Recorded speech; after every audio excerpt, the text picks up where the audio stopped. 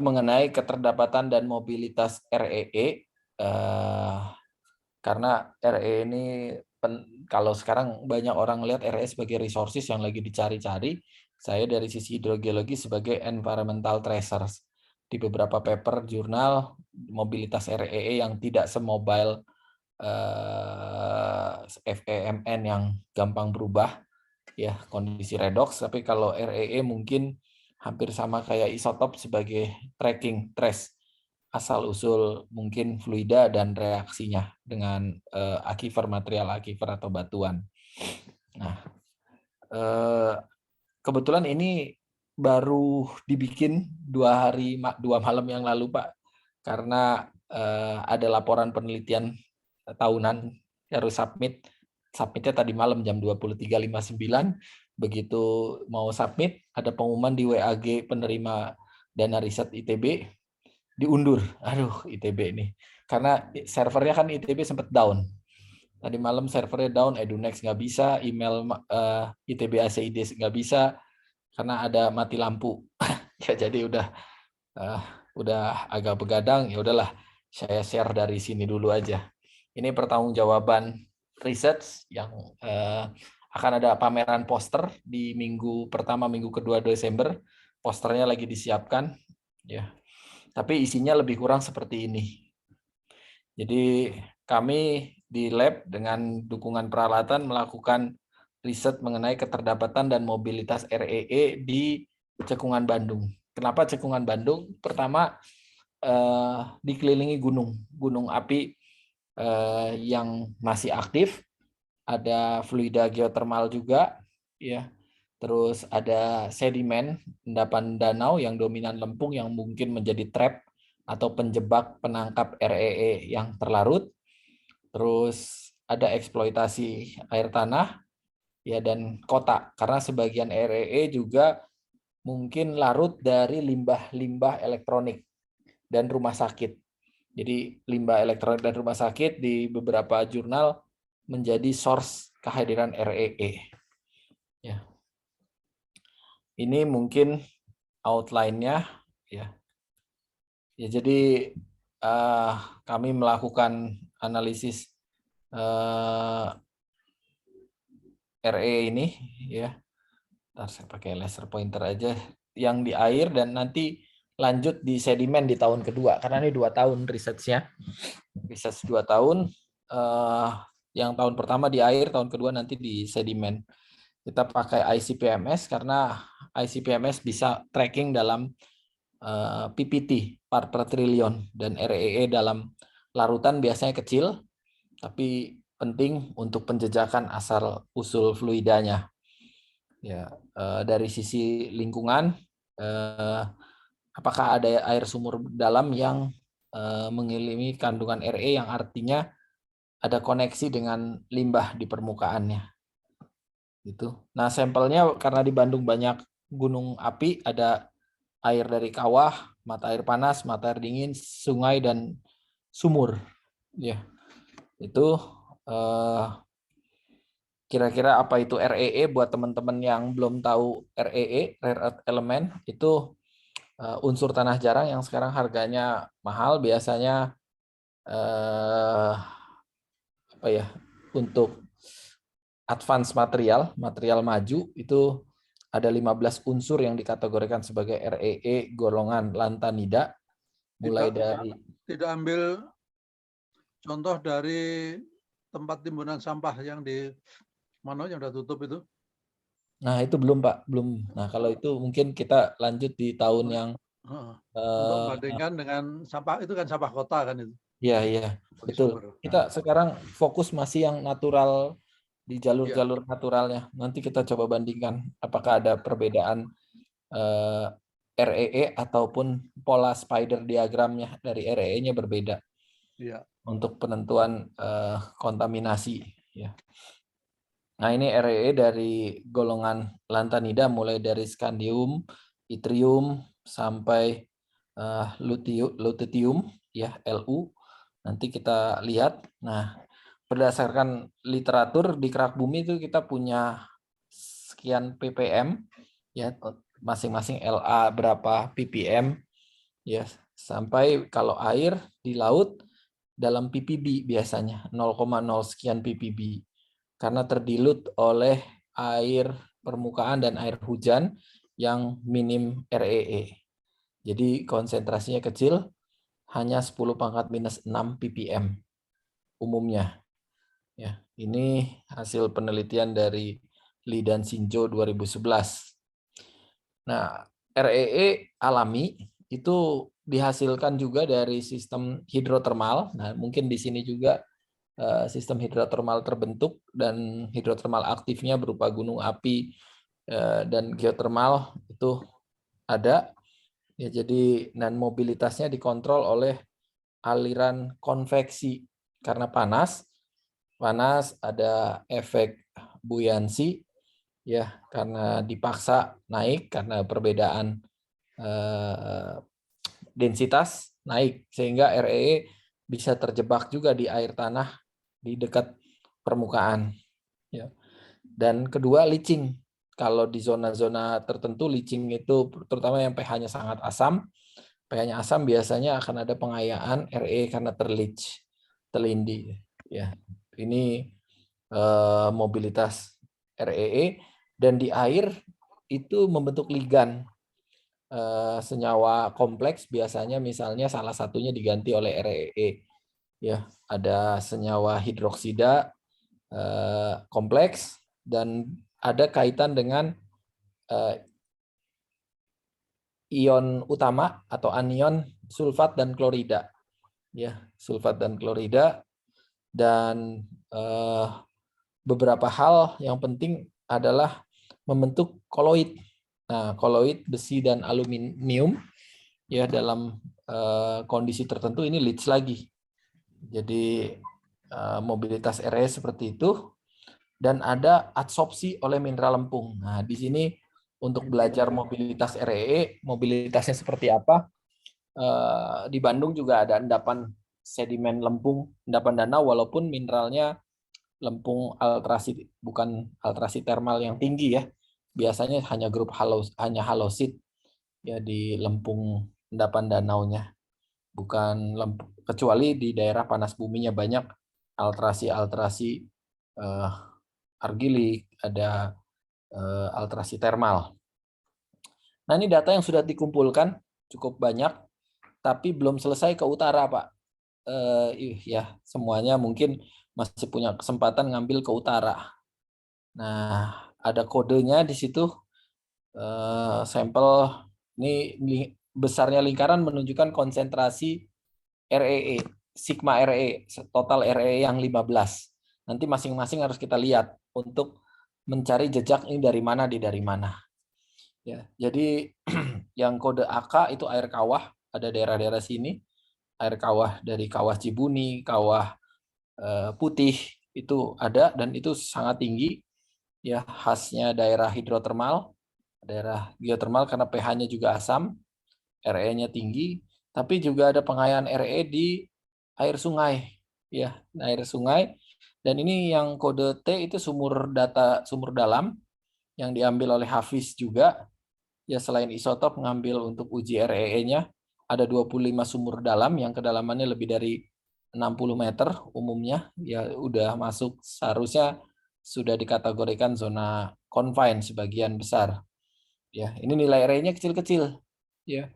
Ya, apakah ada adsorpsi lempung di confining layer di formasi Kosambi, formasi sedimen danau? Itu juga perlu diteliti. Ini geologinya, geologi di Bandung, dan ini lokal untuk di Patuha karena kita banyak sampel di Patuha. Kemarin sekaligus riset lanjutan Satrep, Aksis, kita juga ngambil sampel fokus ke REE, ya, rare earth element, dan ini peta geologinya untuk khusus Ciwidey. Ciwidey ini diagram alirnya. Ini preparasi di lab, di lapangan, dan di lab ya standar, sampel di filter masukkan ke botol, untuk isotop tidak diasamkan, untuk RE diasamkan. Di sini ada mahasiswa kita yang ikut gitu ya. Nah, sedimen juga sudah diambil tapi belum dianalisis. Ya. Nah, ini ada dengan ion kromatografi untuk anion kation yang mungkin punya hubungan jelas dengan keberadaan RE sebagai tracer lingkungannya. Dan ini ada ICP-MS di lab. Jadi kita gunakan resource yang ada di kita. Ya Ini itu kalau yang lempungnya bisa diambil, ya. sebenarnya bagus. Iya Pak, ini lempung kita lagi ekstrak di JSON di lantai 4 yang kita kan saya udah modalin itu dari project-project Ya, ruang asam. jadi Ya. bisa tahu lah nyerap nggak gitu kan. Iya, kita bisa ada pelemahan, adsorpsi atau nanti di lempung itu terakumulasi seperti apa, ini lagi dikejar di lempung. Ya, Sayangnya saya ngambil contoh-contoh sampai dalam itu udah 40 tahun yang lalu, sekarang habis. belum punya alatnya Pak ya. Padahal pada itu sampelnya banyak banget. Kalau ada itu bisa jadi berapa paper. Ada 60 lubang ya. Ya.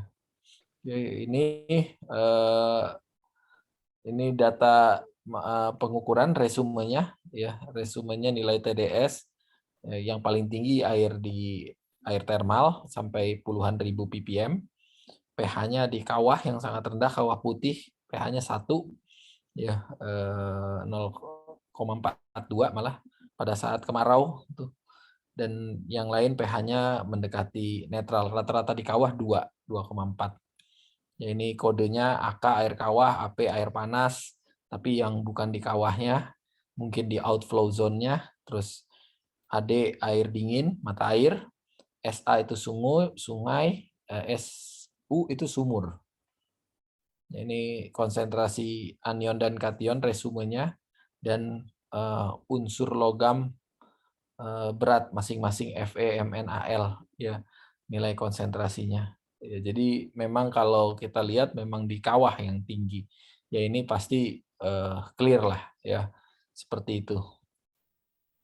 Nah, ada anomali sigma REE yang artinya nilainya di atas 1 ya, di atas 1 ppm. Ini dalam ppm. Walaupun semua sampel kita jauh lebih tinggi daripada sampel air laut ya, seawater dan jadi air laut kita bandingkan dengan air tanah. Ya, air laut tuh kan TDS-nya tinggi. Seberapa banyak REE, tapi ternyata tidak terlalu tinggi REE-nya di air laut. Kita 1000 kali lebih tinggi dibanding air laut. Ya, bahkan di air tanah pun masih lebih tinggi. Ya, ini nilai REE-nya dan cesium paling tinggi itu cesium RE dengan nomor massa rendah.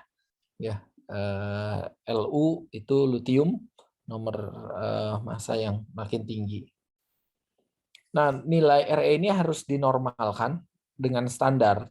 Jadi nilai RE konsentrasi tadi untuk analisis tracer itu dinormalkan dengan membagi konsentrasi dan standar kelimpahan. Nah, standar kelimpahan itu ada sampel dari batuan, ya nilainya tertentu kita bagi saja dan diplot dalam kurva log, ya, dan diinterpretasi apakah anomali positif terhadap standar atau anomali negatif. Misalnya europium ini dari sampel dibagi europium dari standar, ya. Nah, ini normalisasi RE. Jadi yang kelihatan anomali adalah europium. Jadi dengan normalisasi dengan sampel UCC dan PAS itu europium ya, dan masing-masing kelompok itu sudah kita bagi. Kelompok air kawah itu yang biru, air panas yang oranye, air sungai yang abu-abu, air tanah itu yang kuning. Jadi air tanah itu lebih rendah dari air sungai. Jadi memang RE ini source-nya mungkin near surface, terutama baik geogenik ataupun antropogeniknya. Jadi tidak dari batuan yang dalam, tetapi kalaupun ada dari batuan leach dekat permukaan, misalnya dari kawah, ya mungkin kawah juga naik fluidanya dari bawah ya. Tapi keluar di permukaan mungkin akan masuk ke sungai. Ya, jadi masuk ke sungai, jadi sungai akan lebih tinggi. Nah, dari anomali ini europium yang menjadi anomali ya, jadi nilainya menonjol, jadi anomali itu nilainya naik. Europium dan europium ini mencirikan bahwa batuan yang mengandung plagioklas lah yang mungkin menjadi kontrol utama ya. Jadi plagioklas itu diganti unsur Ca-nya oleh europium. Ya, ini kalau batuannya lain lagi mungkin yang anomalinya berbeda ya. Nah, untuk masalah lingkungan, ternyata REE ini penjejak dan beberapa hal yang kaitannya dengan parameter lingkungan. Parameter lingkungan Fe, arsen, terus strontium, kita juga punya positif anomali. Yang positif anomali, yang NOP itu number of pair, jumlah pasangan. Ya, jumlah pasangannya jumlah pasangan data cukup banyak, 29, itu Fe korelasi 0,9, terus korelasinya dengan arsen itu cukup baik 0,8, terus dengan strontium dengan Al Pb itu, tapi dengan Cu tidak terlalu baik ya. Dengan zinc juga baik, tapi number of pair kita hanya 4 ya. Nah, kation dan anion jadi dengan ternyata klorida dan sulfat ini sesuai dengan teoritis ya, klorida dan sulfat ini menjadi pengontrol. Jadi kalau yang tipenya bikarbonat itu lebih rendah RE-nya. Ya, kita dengan bikarbonat tidak punya korelasi yang baik, tapi dengan sulfat dan klorida itu yang baik. Ya, dengan anion yang lain juga nggak kelihatan baik. Baik nitrat, nitrit, ya terus kationnya kalsium, magnesium nggak terlalu baik. Nah, pH jelas dengan pH makin rendah, RE makin naik. Ya, ini konsentrasi pH. Pengecualian di Saguling. Kita punya air panas di dekat Saguling di Bandung Barat ya. Ini pH-nya basa, tapi RE-nya tinggi. Nah, ini yang mau jadi fokus tambahan kaitannya dengan fluida di zona sesar. Karena kalau diterusin ini lanjutannya dari sesar Lembang. Sesar Lembang terus gabung ke Cimandiri Fault ya, sampai sesar Baribis ke arah Sukabumi di sana. Nah, mata air panas di Saguling juga memiliki isotop yang sama dengan air panas Maribaya Lembang. Karbon 13-nya berat. Jadi ini menjadi apa ya, temuan baru lagi, RE-nya tidak harus asam. Karena pH-nya basa juga bisa RE-nya tinggi seperti di Saguling. Ya, ini di Saguling di exclude ya. Nah, ini nilai konsentrasi sigma REE-nya. Sigma REE, lihat Saguling yang kiri atas ini tinggi, hampir sama dengan tipikal di kawah ya. Cukup tinggi nilainya di antara 4,8 sampai 39 ppb ya, part per billion. Ya, ini waduk Saguling ya. Jadi umumnya air panas kecil kecuali yang air kawah ya, ini sangat tinggi. Jadi Saguling ini fluida alkali yang basah dan dominan Ca bikarbonat malah. Itu. Ini sebaran, ini data pendukung yang sumur dalam yang warna kuning. Di sini sebarannya. Sumur bor dalam ada 25 data, nilainya rendah. RE-nya artinya nggak nembus ke lempung endapan formasi Kosambi ya, tidak tembus.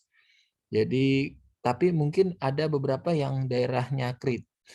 Bagian yang kalau yang di utara, di tengah yang zona aman, zona tidak rawan dan kritis atau rusak itu sangat kecil. Hampir trace 0,09 ppb, tapi daerah Cimahi, Lewi Gajah ya, terus ini juga sebelah timur ya, juga RE-nya meningkat di air tanah dalam. RE-nya lebih tinggi. Nah, apakah sama seperti yang waktu diskusi kita mengenai isotop yang sedang dikerjakan oleh Hafiz, isotop itu memberat di daerah Cimahi, apakah leaky, ya bocor karena digabung, screen-nya nyambung, atau pressure-nya turun sehingga air tanah yang unconfined-nya bocor. Artinya membantu karena permeabilitas walaupun lempung masih 10⁻⁷ -8 meter per detik, ya karena sebagian masih ada lanaunya, tidak benar-benar lempung yang kompak yang sudah tersier. Atau salah konstruksi sumur. Nah, itu yang kita khawatirkan. Kita juga jadinya bisa tahu, jangan-jangan ini ketahuan nyolong dari mana-mana. Ini Pak Danang yang harus ini. Jadi isotop sama REE-nya jangan-jangan itu nyolong. Tapi kalau yang di utara-utara sini, terus yang kecil, yang zonanya aman malah nggak kelihatan RE-nya tinggi gitu ya, kecil. Ya, jadi ini hasil ya yang sudah kami kerjakan di tahun ini. Ya, dari sampling ini banyak mengerahkan mahasiswa S1 saja ya yang sampling ya waktu itu. Jadi keterdapatannya kita banyaknya light RE. Jadi RE yang dengan nomor massa ringan dengan anomali positif tuh europium. Ini rombakan utama plagioklas. Ini sedang coba nanti kita lihat batuan-batuan vulkaniknya ya, plagioklasnya sejauh mana. Terus yang banyak di gunung api di kawah gunung api ya, kecuali Saguling. Nah, Saguling ini pH-nya basa dan juga RE-nya tinggi. RE tinggi, pH basa. Ini akan coba dieksplorasi lebih lanjut sebagai tracer. Apakah mekanismenya sama? Karena kalau di air kawah kan karena asam ya. Asam mungkin melits batuannya. Tapi di Saguling itu pH-nya basa sekitar 8, tapi REE-nya tinggi. Jadi tidak serta-merta dari leach asam. Ini kita cari mekanismenya sebagai tracer seperti apa. Yang belum adalah dari limbah. Kita belum ambil RE dari limbah, apakah anomali europium atau yang lain. Jangan anomalinya misalnya skandium. Jadi kita bisa tahu bahwa kalau yang anomalinya skandium atau anomalinya TM, thulium, itu biasanya dari limbah-limbah industri ya. Jadi kalau dari europium mungkin dari batuan. Jadi kita bisa tahu mana yang tercemar, mana yang tidak dari sisi lingkungan.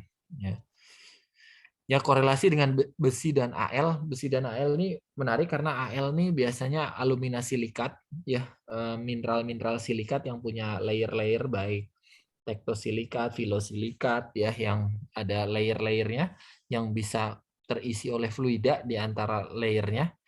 Ya banyaknya mineral-mineral lempung, ya mineral-mineral lempung dan juga besi. Besi ini kita tahu sebagai adsoban. Kalau besi oksihidroksida atau besi oksida juga mampu mengadsob ion termasuk RE membentuk kompleks. Ya, ion sulfat dan klorida ini sesuai dengan umumnya bahwa sulfat dan klorida yang umumnya ada RE tinggi. Ya, selanjutnya RE di formasi yang dalam, yang sumurnya 200, 100-an lebih, atau air yang sangat dalam, itu RE-nya rendah, mungkin ada kontrol dengan lempung. Ya, tapi ada air yang klorida, yang mungkin konet, mengalami proses interaksi panjang dengan batuan, jadi RE-nya bisa saja terkayakan. Ini lagi dikejar pengambilan sampel di utara, terutama dan Wayang Windu. Jadi Wayang Windu kita dulu sering survei, tapi kita nggak fokus ke REE. Nah ini sedang kita mau dikerjakan lagi. Dan di sebelah utara, ya Sesar Lembang dan lainnya, yang belum kita identifikasi dengan baik. Jadi datanya sekitar 60-an lebih, itu baru terfokus seperti di tengah kota Bandung, Sungai Citarum, dan Ciwidey. Nah, selanjutnya masih ongoing karena research itu nggak bisa cepat juga ya, ada kendala orangnya dan lain-lain. padatan sedimen. Sebagian memang sudah diambil, ya sebagian, tapi kita coba dengan XRF itu nggak kebaca REE, karena REE jumlahnya trace, ppm atau ppb, tapi kalau dengan XRF mungkin kalau skalanya masih 0,1% masih kebaca kalau konsentrasinya segitu. Tapi kalau lebih kecil mungkin agak sulit, kita harus pakai ICP-MS ya. Itu kaitan RE di Cekungan Bandung yang masih ongoing sebagai tracer lingkungan. Nah, ini kami nyoba juga nih. Kebetulan ini di Agincourt nih Pak Darto punya sampelnya Agaton dan Pak John sebelum Pak John pensiun. Ya, kami minta sampel. Nah, dari tailing itu anomali REE-nya itu ini lebih tinggi nilainya kalau di normalisasi di 0,01. Tailing di grup A, di grup dari tailing juga di grup B, tapi yang di bawahnya. Nah, air tanah ini bentuknya rendah dan anomalinya sangat ekstrim di Europium, ya, dan anomali negatif di ER, ya, di ER dan di TM, ya, di thulium. Jadi anomali negatif sebagian. Ya, jadi nilainya lebih kasar gitu ya spider diagramnya kalau di air tanah. Tapi kalau tailing dan limbah itu biasanya memang tipikal begini, lebih flat. Ya. Nah, ini grup C dari tambang yang baru dibuka. Ya, tambang yang baru dibuka hampir flat. Ya, tapi anomali europiumnya sangat masih kelihatan. Ya. Sementara kalau di batuan-batuan beku memang europium anomali. Ya, ini kita bisa lihat nilai normalisasinya nilainya kecil kalau di air tanah, ya, tapi kalau di limbah itu tinggi, ya di limbah. Nah, ini tipe air ini kita nyoba juga di IMK nih Permata nih Pak Darto. Kemarin kan karena Indomuro Kencana kan ngirim sampel ke kita tuh cukup banyak. Ya, saya sama Fajrin minta ya udahlah sekaligus dianalisiskan REE dan lain-lainnya. Yang waktu itu saya ikut ngambil juga untuk analisis penutupan TSF-nya. Nah, TSF-nya tipenya air lindinya klorida sulfat, ya sulfat yang dominan di sini. Kalau air tanah di bikarbonat. Nanti kelihatan juga RE-nya berbeda. Nah, RE di limbah tuh di sini, ya, di yang atas biru hitam itu ya, SB itu, ya. Nah, yang air tanah itu yang lebih naik turun. Jadi spider diagramnya tidak flat, tidak mulus, ya, sama seperti di Agincourt, ya, tipikalnya. Ya, jadi air tanah thulium ada anomali juga, ya. Thulium ini TM sebelah kanan, kedua anomali, ya. Tapi di limbah itu tidak anomali, dia flat. Nah, ini menjadi indikator apakah air tanah akan terkontaminasi limbah atau tidak. Ya, saya seperti itu digunakan. Jadi kita coba trial eksperimen di limbah dan air tanah untuk melihat pola RE-nya seperti apa sebagai tracer lingkungan. Ya, jadi kita nyoba di Bandung, nyoba di 2 tambang ini, di Agincourt dan Indomuro Kencana.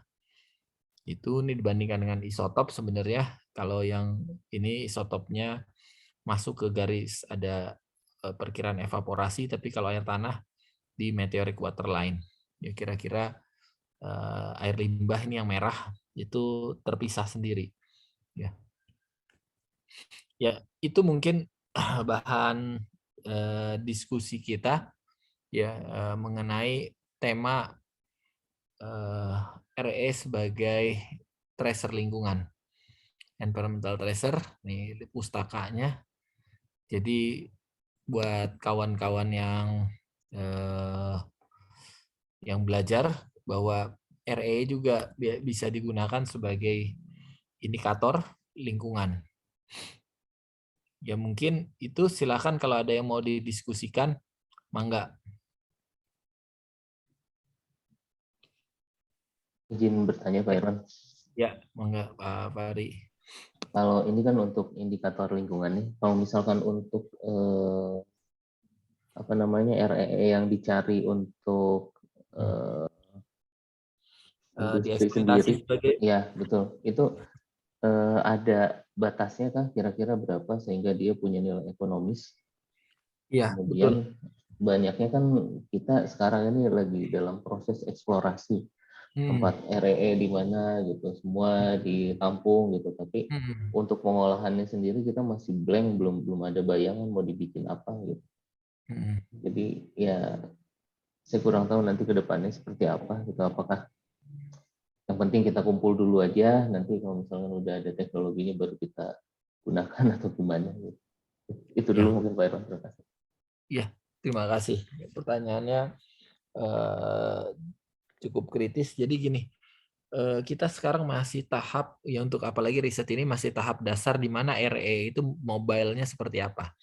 Di air ataupun di padatan. Nanti kita ambil padatan. Untuk eksploitasi saat ini REE kita impor, karena REE itu penggunaannya nggak banyak. Dalam artian jumlah volume dan masanya nggak perlu banyak, tapi ya dia dicampur dengan untuk material maju, misalnya di solar cell, ya di material-material lain itu butuh REE, advance material biasanya tambahan REE, logam tanah jarang. Nah, yang jadi problem kalau kita mau tambang berapa sih jumlahnya?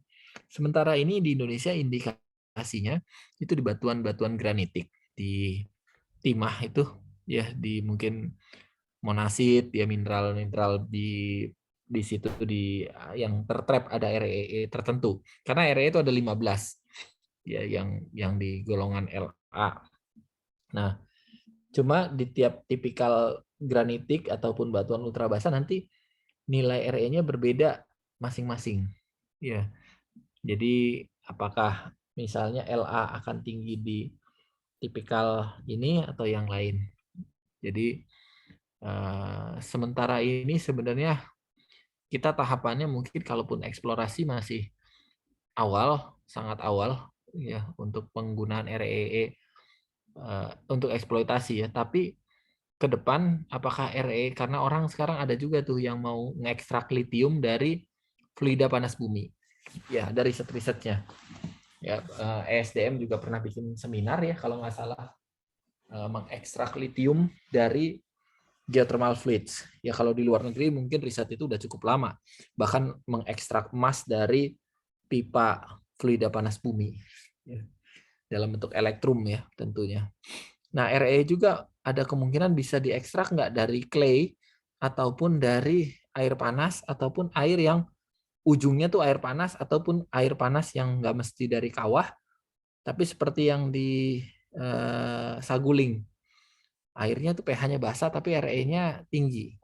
Nah, apakah nanti teknologi metalurgi, apakah litium terlarut bisa dijadikan litium? Itu kan mengekstrak ya. Ya, terus RE yang terlarut apakah bisa jadi diekstrak juga? Ya, diambil. Nah, ini kita akan harus maju dengan teman-teman teknik kimia, metalurgi ya, itu untuk processing-nya. Nah, kita ngejar sebagai tracer lingkungan dulu sementara. Walaupun ada indikasi akumulasi RE di Lempung dan endapan besi oksida, ya besi hidroksida itu ada indikasi kelimpahan REE. Ya, jadi seperti itu Pak Fahri, kita impor dari Cina. Cina ini sebagai penghasil RE yang banyak ya, Cina. Jadi belum di kita mungkin masih belum banyak ya eksploitasi, masih para eksplorasi. Kalau nilai konsentrasi biasanya dalam sekian ratus ppm baru kalau nggak salah sekian seratusan ppm itu cukup ekonomis REE di tambang, tapi kalau masih 5-10 ppm itu tidak ekonomis. Ya, seperti itu. Terima kasih Pak Irwan. Ya, mungkin ada yang lain. Irwan? Ya. Izin? Iya, enggak. Kalau dari sisi ini, RE sendiri ada bahayanya nggak ya ke tubuh manusia kalau masuk gitu ya? Iya. Nah, ini penelitian mengenai berapa sih REE yang dibolehkan, permissible limit untuk terkonsumsi itu belum banyak. WHO juga nggak punya. Saya cari-cari tuh standar ya berapa sih? Karena WHO bilang bahwa konsentrasi REE umumnya di bawah dalam drinking water atau potable water yang ada di air tanah yang dikonsumsi, air dingin misalnya, itu di bawah 0,0 sekian ppm, 0,01 ppm. Jadi keberadaannya kan trace dalam ppb, part per billion. Nah, jadi sejauh ini belum jadi concern ya. Tapi mungkin ke depan jadi concern ketika industri ekstraksi REE berkembang. Takutnya ada akumulasi juga REE ini masuk ke tubuh. Tapi nilainya berapa La terlarut yang diboleh air minum, berapa europium terlarut, berapa thulium terlarut, berapa scandium terlarut yang boleh, itu WHO belum punya ketetapan karena angkanya kecil. Ya, tapi saya yakin sama seperti logam lain. Tapi yang harus diperhatikan logam temennya REE juga. Nah, kalau REE-nya tinggi bisa jadi beberapa logam yang Fe arsen gitu ya, yang harus kita perhatikan. Kalau arsen itu kan kita hanya boleh 10 ppb. Kalau udah lewat dari 10 ppb ya itu nggak bisa dikonsumsi gitu ya. Gitu. Kalau contoh dengan arsen tadi sebenarnya lebih mudah men-tracing si arsennya, ngujinya, atau si RE-nya? Arsennya. Arsen jauhnya lebih tinggi. Arsen ya untuk nyari emas juga arsen ya, arsen tuh konsentrasinya lebih tinggi dan lebih mobile dibanding REE. Jadi artinya kita bisa balik. Kalau kita mau nyari REE, kalau ada arsennya bisa jadi REE itu berkaitan dengan arsen. Ya, REE di sini sebagai trace asal fluidanya dan reaksi dengan batu tuh tipikal batu yang seperti apa. Nah, kita hasilkan REE gitu. Jadi environmental tracer-nya REE di sini untuk menjejak dari sistem panas bumi di selatan sehingga akumulasi di Citarum itu cukup tinggi, dan Citarum REE-nya di atas rata-rata semua REE di sungai. Ya, di sungai yang hasil studi literatur review, ya sungai dan laut REE Citarum itu cukup tinggi, tapi kita bisa lihat bahwa REE Citarum jangan-jangan dari Pangalengan yang di situ ada panas bumi, karena di panas bumi tinggi-tinggi. Dari Ciwidey, Sungai Ciwidey, sungai-sungai yang ada di dari Gunung Patuha yang mengalir ke utara, kalau yang ke selatan mungkin ke Garut. Ya, jadi dari mana nih REE di Citarum tinggi? Nah, nanti ada REE tinggi tapi yang anomalinya bukan europium. Jadi kita bisa lihat europium ini REE alami. Ya, artinya untuk kasus ini. Nah, yang kita biasanya SC, terus ada beberapa REE yang kaitannya dari limbah rumah sakit dan limbah industri elektronik, sisa elektronik. Nah, untuk kasus di sini kita masih melihat Citarum itu didominasi oleh anomali europium di sini. Anomali sungainya, anomali sumurnya, dan air kawahnya sama di europium anomali di spider diagramnya. Tapi kalau misalnya anomalinya di CE, ya PR, ND ataupun di GD, ini limbah rumah sakit, limbah industri elektronik, itu anomalinya di situ. Jadi walaupun Citarum itu tinggi, tapi anomalinya nampaknya masih terlihat dari pelapukan batuan vulkanik dan air panas ya, gitu. Walaupun nanti kita mau bandingkan air lindi limbah. Air lindi limbah di Bandung seperti apa? Anomalinya yang mana? Gitu. Berarti ini ya, kalau dianalogikan mirip dengan apa namanya, kayak fungsi isotop gitu ya? Iya, sebagai fungsi trace. Jadi kalau kita nggak menganalisis isotop atau pembanding isotop interpretasi dengan RE interpretasi ini inline nggak untuk menjawab dari mana fluidanya. Misalnya ada sama-sama besi, sama-sama ada Mn. Limbah juga ada, tapi air tanah juga ada. Tapi RE-nya yang menjawab bahwa ini bukan besi yang sebelah sana mah dari batunya. Kalau besi di sebelah sini dari limbahnya. FeMnAs gitu ya. Nah, ini yang akan kita cek. Nah, yang dipakai itu tidak hanya sigma RE, tapi ini nanti anomali spider diagram ini. Yang mulai dari LA sampai YB ini diurutkan dan distandarkan. Nah, nilai anomalinya yang mana? Apakah DY ya? Kalau nggak salah di batuan-batuan ultra basah, di danau yang ultra basah anomalinya tuh bukan antara GD sama DY gitu ya, saya lupa. Bukan europium gitu. Terus yang UCC sama PAS nih apa ya? Kayak lembaga gitu ya. Nama lembaga dia udah bikin standar gitu ya. Ya, ini ada material ya yang Condrit, UCC dan PAS itu dari sampel batuan tertentu yang standar. Nilainya kita ambil dari standar, nilai kita standarkan gitu. Jadi ini normalisasi ya. Biasanya nilai RE itu dinormalkan dengan standarnya. Ya sama seperti isotop itu ada standar value-nya, RE juga ada standarnya yang kita harus standarkan nilainya. Seperti itu. Kemudian yang tadi aplikasi di tambang itu compare-nya hanya ke PAS ya. Kenapa milih PAS saja atau memang bisa milih salah satu aja ya? Biasanya kalau Condrit itu dilakukan untuk batuan ultra basah. Kalau tambangnya nanti kita ngambil sampelnya di ultra basah, jadi menurut Piper nih ada Piper dan Bau ya. Condrit lebih tepat dalam studi batuan ultramafic. Jadi air juga ataupun apa namanya air tanah, air untuk melihat RE-nya kita pakai Condrit ketika dalam hal ini kita coba tiga-tiganya, Condrit, UCC dan PAS. Nah, kalau Condrit lebih cocok untuk di batuan ultramafic dan ultra basah.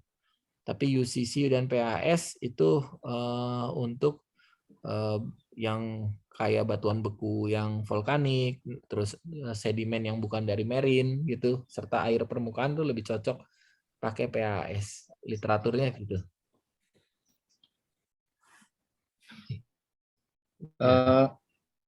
Satu lagi Pak, itu tadi ada LREE sama HRE itu artinya L itu low ya, H itu high gitu. Light, ringan, sama light. Heavy. Light dengan heavy REE. Jadi nomor masanya dari LA ke YB itu dari rendah ke tinggi. Nah, di beberapa case itu kebalik, nanti yang tingginya itu yang kalau kita yang tingginya tuh polanya yang light REE. Jadi light REE lebih tinggi dibanding heavy REE. Ya, jadi nanti ada pola tertentu yang heavy RE-nya lebih tinggi. Jadi kasusnya di sini lebih tinggi, ada kalau di slide yang lain, nggak di PowerPoint ini ya. Yang lagi kita siapkan yang berapa heavy-nya, berapa light-nya. Jadi kalau di kita itu lebih, untuk kasus ini ya, itu, nah ini LA sampai Y ini, nomor masanya ini yang dominan di laut juga yang light RE lebih tinggi. Ya, light. Nah, ada juga yang nanti heavy RE yang lebih tinggi. Seperti itu nih, ini rombongan light RE mulai dari SC sampai GD, yang heavy RE dari TB sampai LU ya. Itu. Oh, tapi udah fix ya, LRE itu pasti itu aja ya. Sorry. Ya, itu yang disebut light RE. Dia dibagi, light RE itu mulai dari scandium, lanthanum, cesium ya sampai GD. Nah, terus yang heavy mulai dari TB itu sampai ke LU ya. Gitu. Nah, untuk kasus kita sebarannya tuh ini nih. Ya kalau diurutkan ya lebih tinggi CE, Y, yang light lebih tinggi daripada yang heavy. Yang nomor masanya lebih berat. Oh, bisa ini ya, bisa bertukar tempat berarti ya. Bertukar tempat. Lebih tinggi LU daripada CE, grup-grupnya lebih tinggi. Kemungkinan di ultramafic akan seperti itu. Di LU yang lebih tinggi. Ya. Jadi sebenarnya kita bisa tahu nih sampelnya dari gengnya ultramafic atau kayak di kita ya di vulkanik ya yang dominan mungkin andesit, basalt yang di sana peridotit, dunit gitu ya. Oh, jadi awalnya LRE ini ditentukan oleh nomor massa, yang ini masuk kategori light, kemudian yang ada yang heavy. Tapi pada aktualnya itu nomor massa bisa bertukar ini ya, bertukar tempat ya. Ya, Gitu nomor maksudnya. massa ya, kelimpahannya bertukar tempat. Ya, LU lebih tinggi ya, kasus ini LREE ya itu lebih tinggi gitu ya. Yang ini nih. Iya. Nah, ini LRE ini bisa nih untuk kasus kita CE, Y, ND ini lebih tinggi dibanding ini. Yang LU, grupnya LU, TB ini yang light, yang heavy. Jadi secara umum kita bagi sigma LREE ya dan sigma high REE. Nah, ini dibagi. Ini kan ada sigma LREE itu nilainya antara rata-rata 34, yang heavy REE rata-rata cuma 8,76.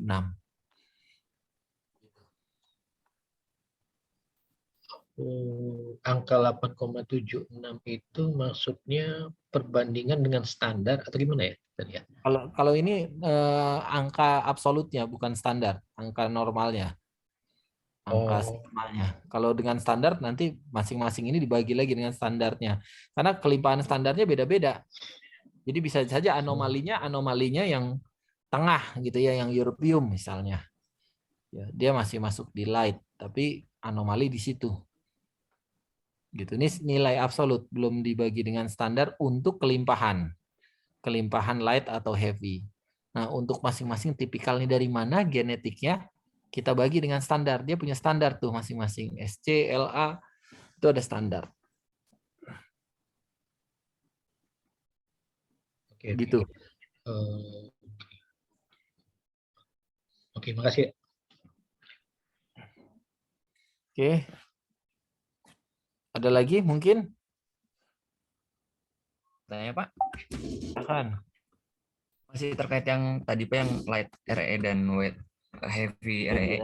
Jadi saya masih bingung apakah itu penentuannya itu berdasarkan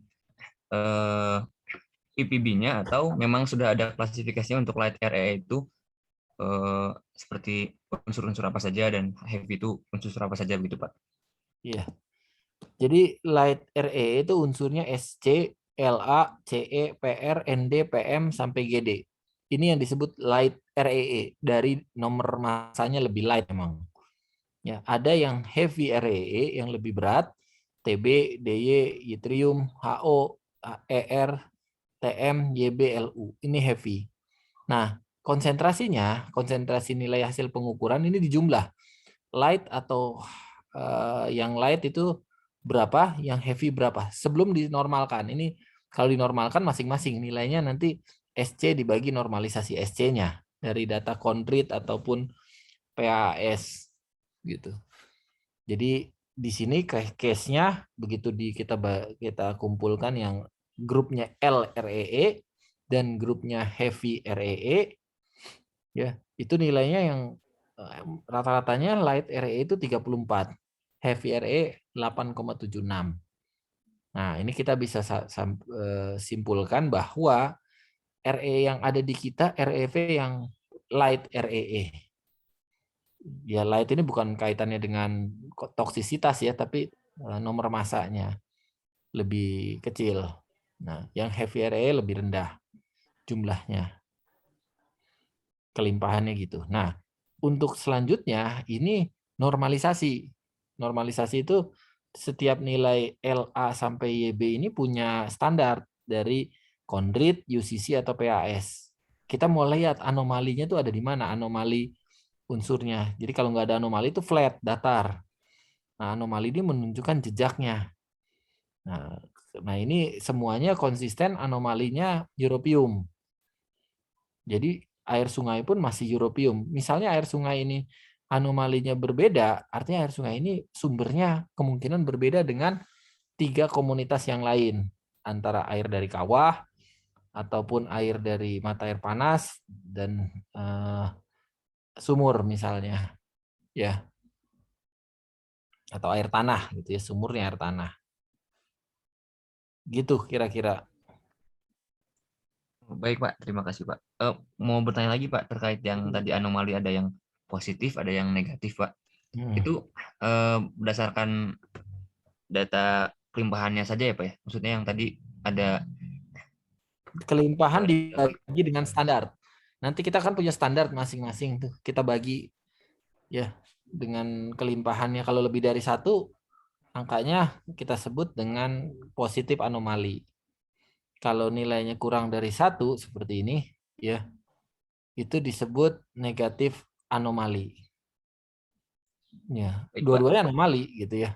Gitu. Biasanya dengan sekitarnya, europium tuh harus dinilai dengan samping kanan kirinya. Karena ada efek Odo-Harkins. Odo-Harkins effects itu nilai RE itu kulitnya ada yang nilainya positif, negatif. Jadi harus dinormalisasi. Mungkin harus dicari nih. Kita harus bahas mengenai Odo-Harkins effect. Odo-Harkins effects itu efek di mana karena nilai RE masing-masing antara LA, CA nilainya itu untuk europium itu dibagi dengan europium itu sendiri ya di standar dibagi dengan samping kanan kirinya. Samping kanan kirinya europium itu kan SM dan GD ya. SM dan GD. Nanti kalau SM sama kita mau anomali SM, ND dan EU yang akan menjadi pembagi. Ya, menjadi pembagi. Gitu. Untuk menghilangkan Odo-Harkins effect. Ya. Seperti itu. Oke Pak, baik Pak, terima kasih Pak. Yuk. Jadi kita harus baca dulu mengenai bagaimana menormalkan REE ya dengan menghilangkan efek Odo-Harkins itu. Oke. Ada lagi? Silakan. Saya penasaran aja Pak Irwan.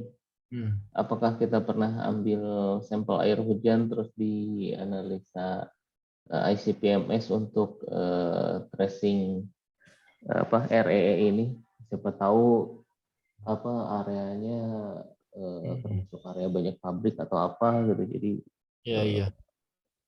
emisi dari pabrik itu ke awan terus turun hujan dan dia dapat kandungan REE-nya bisa di tracing gitu Pak. Iya, itu kepikiran malah saya ada ide air hujan ini dari mana juga RE-nya belum ngambil kita. Ya, karena kalau CO2 kan kita pernah nyoba tuh ya. Karena CO2 air hujan di Bandung, terutama makin ke kota itu CO2-nya bukan CO2 natural atmosfer, tapi CO2 fossil fuel. Dari sama-sama CO2 ya keluarnya. Tapi CO2 atmosfer kan sekitar minus 10, minus 8 per mil. Tapi CO2 karbon 13-nya. Kalau karbon 13 dari burning fossil fuel itu kan sekitar minus 10-an ya, 30, 70 lebih ringan. Gitu. Nah, saya kepikiran mesti nyoba nih. Mungkin data hujan kita coba RE-nya. Walaupun konsentrasi kecil, tapi kalau pakai ICP-MS kan masih bisa kita trace ya. Siapa tahu ada anomali air hujan sendiri. Ternyata di Bandung ini udah kena efek dari uap air yang naik ke udara yang membawa REE atau buangan REE. Ya belum tahu juga gitu. Makasih nih Pak Fari. Oke. Ada lagi? Kamu bertanya. Silakan. Kalau ini REE ini apakah dia bisa jadi salah satu metode untuk penentuan daerah persapan gitu seperti isotop, atau memang REE ini malah sebagai penunjangnya, maksudnya sebagai ini gitu validasi bisa dikuatkan hasil isotop oleh REE ini gitu Pak, atau bisa berdiri sendiri gitu REE ini? Iya, ini saya juga ini idenya nih. Kalau kita ngelihat bahwa LE sebagai penjejak, apakah di daerah resapan, misalnya resapan itu daerahnya vulkanik, daerah luahannya daerah sedimen. Tentunya kita bisa nge-track nggak dari RE-nya. Ya, ini belum saya coba ya, dan literaturnya mungkin kayaknya harusnya ada. tapi belum saya search ya. Nah itu salah satu ide apakah bisa menjadi teman ataupun metode pelengkapnya tracing isotop ya dengan REE atau tidak gitu ya. Nah ini kita belum nyoba. Tapi mungkin itu juga hal yang menjadi ide riset selanjutnya, lanjutan ini di tahun berikutnya nih, di tahun kedua, karena riset ini 2 tahun. Gitu. Karena saya melihatnya secara konsep dasarnya kok mirip-mirip gitu Pak. Iya. Betul, memang mirip-mirip gitu ya secara konsepnya. Betul. Jadi mungkin bisa digunakan juga ya sebagai trace. Ya. Ya, makasih nih Tana masukan ininya ya untuk pengembangan penelitiannya. Tapi kalau penelitian di Bandung nih, kalau saya di lab saya banyak nih datanya yang kemarin isotop, sekarang REE. Ya kalau swab mau penelitian di luar Bandung berarti ongkos. Kalau di Bandung kan nggak banyak transportation cost-nya. Oke, mungkin ada lagi dari yang lain? Mungkin silakan. Mungkin maaf kembali ke konsep dasar Pak. Itu REI ini jumlahnya sedikit di permukaan, itu faktornya apa ya Pak ya? Iya, jadi faktor geogeniknya kenapa REI jumlahnya sedikit ya. Logam tanah jarang ya, jumlahnya sama seperti emas, kenapa jumlahnya nggak banyak gitu ya. Nah, jadi nomor-nomor yang masanya makin tinggi biasanya dalam sistem periodik itu kelimpahannya makin sedikit gitu ya. Jadi kecenderungannya seperti itu. Nah, salah satunya REE. Nah, REE disebut logam tanah jarang karena kelimpahannya di kerak bumi pun dalam ppm. Jadi kalau kita lihat di sini ya, di kerak bumi menurut McGill jumlahnya bahkan paling gede hanya 70-an ppm, yaitu yttrium ya. Jadi yang lain hanya 5 sampai 18 ppm, 0,4, 0, ini ya nilainya trace gitu ya.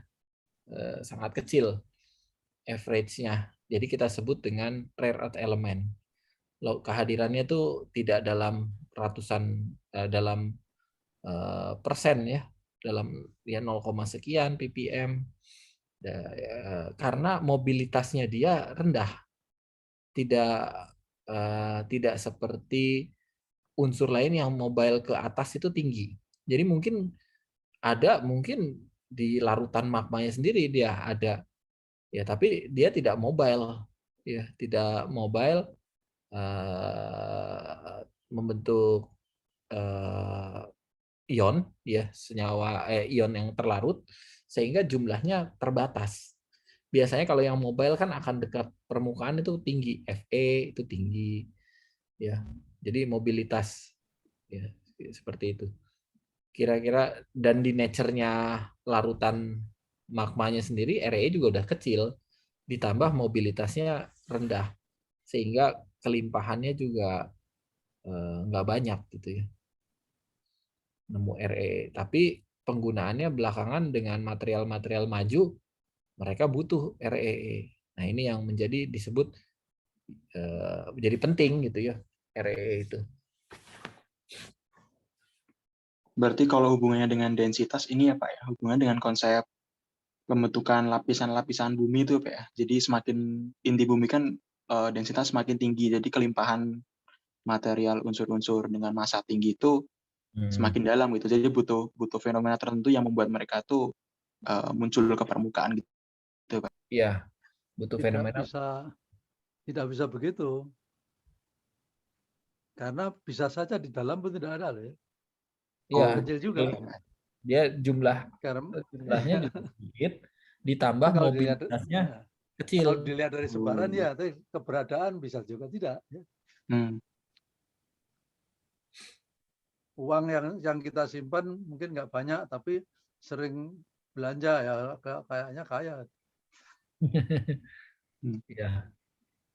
Jadi ada beberapa keterbatasan ya yang mungkin kita tidak bisa tahu. Tapi memang yang sudah tahu mengenai silisium, magnesium itu di dalam banyak sekali. Tapi mobile, jangan permukaan banyak. Endapan-endapan silikat itu banyak sekali itu. Mungkin paling banyak di bumi. Di dalam juga banyak. Tapi kalau rare earth itu ya kita belum pernah nyampling apa itu inner Core. inner magma. Ya. Belum pernah ya. Ya ada per definisi bisa saja ya, tapi mungkin juga akan salah. Iya. Kemudian ini tadi itu ada dua hal di sini yang disampaikan Pak Iron untuk mentris kondisi lingkungan ya, dengan menggunakan atau menggunakan REE yang sifatnya masing-masing juga beda dan juga dengan logam lain berbeda. Jadi akan sangat berbeda dengan eksplorasi mencari REE ya. Ini kalau itu orang menggebu-gebu sekarang karena sedang berharap bahwa itu bisa dimanfaatkan dengan sebaik-baiknya. Jadi tujuannya satu mencari apakah mengganggu, satunya mencari karena menganggap bahwa ini sangat bermanfaat. Jadi, tantangan masing-masing lah ya. Nah di sini dalam mata kuliah ini ya kita mencoba itu bisa nggak digunakan keberadaannya untuk ini. Sama aja dengan kita pakai pH. Kalau pH-nya rendah dan pH tinggi apa bedanya? Kalau kita minum air yang lebih basah dengan air asam enak mana? Nggak mau kan yang asam. Yang basah nggak terlalu terasa. Ya 10 pun mungkin masih bisa diminum. Mau minum air soda juga banyak. Ya minum air jeruk juga ada, tapi kan jarang lah. Ya. Apalagi kalau asamnya itu dengan kandungan logam-logam atau ion-ion yang sulfatnya tinggi, ya. Yang begitu. Itu aja bahwa konsep-konsep ini bisa kita gunakan sesuai dengan keperluan yang kita inginkan. Itu aja yang kita coba untuk terapkan itu.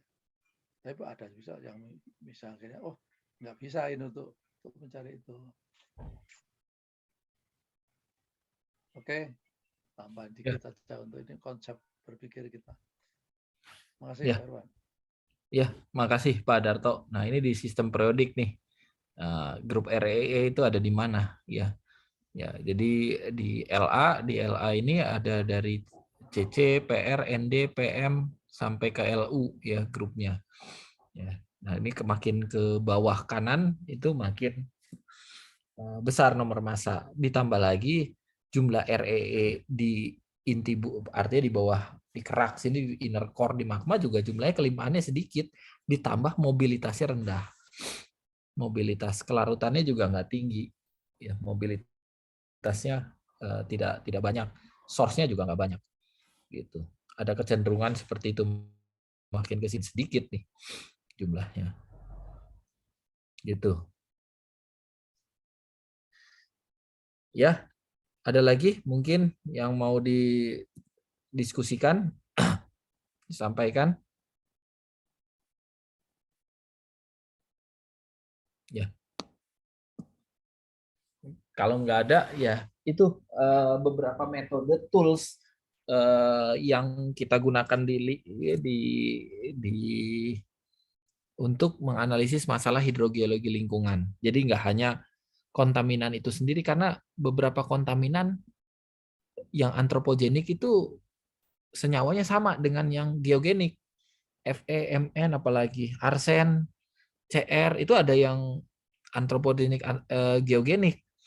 Nah, kita rancu. Nah, di tengah kerancuan itu beberapa metode harus bisa menjawab masalah lingkungan. Sumbernya dari mana? Ada yang pakai radioisotop radon. Cari aja, saya kayaknya ngasih tugas di tempat yang lain, di kuliah lain, mengenai radioisotop radon. Saya ngasih buku e-book juga tuh. Radioisotop radon digunakan untuk mentrace kontaminan. Ya, itu walaupun kita harus tahu karakteristiknya gitu ya. Nah, seperti itu. Oke, kalau nggak ada pertanyaan, ini sudah jam 9 kurang 7 menit. Mungkin saya cukupkan dulu. Pak Irfan waktunya banyak ini di Iya. karantina. Jadi sampai jam 9, biasanya setengah 9 udah tutup. Warungnya. Ya. Tapi saya jam 9 udah janji yang lain, Pak, meeting yang lain. Iya.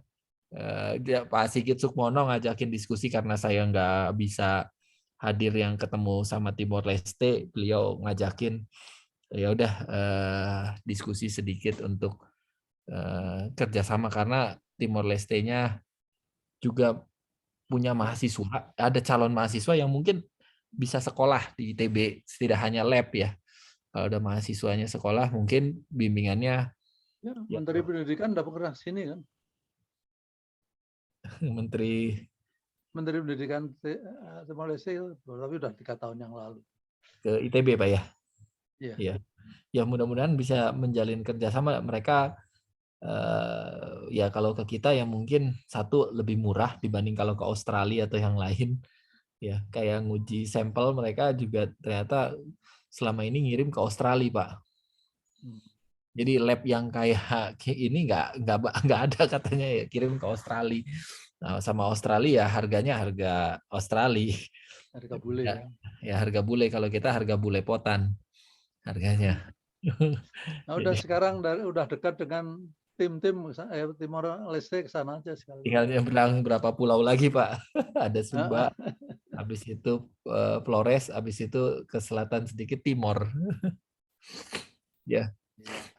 Itu mungkin Terima kasih kasih semuanya, sehat-sehat semua. Saya izin nggak buka kamera karena jaringannya mungkin nggak bagus nih, pakai HP juga sih. Ya, terima kasih. Mudah-mudahan sehat semua. Saya tutup diskusi kita. Nanti saya berikan tugas pengganti ujian akhirnya, Pak, karena ujian akhirnya tidak bentuk tulisan suruh tanya jawab enggak. Pengganti ujian akhirnya itu tugas. Ya, masih kayak dulu ya. Ya. Ya, terima kasih. Saya tutup. Assalamualaikum warahmatullahi wabarakatuh. Waalaikumsalam. Waalaikumsalam. Terima kasih, Pak. Ya, semuanya. Saya tutup ya.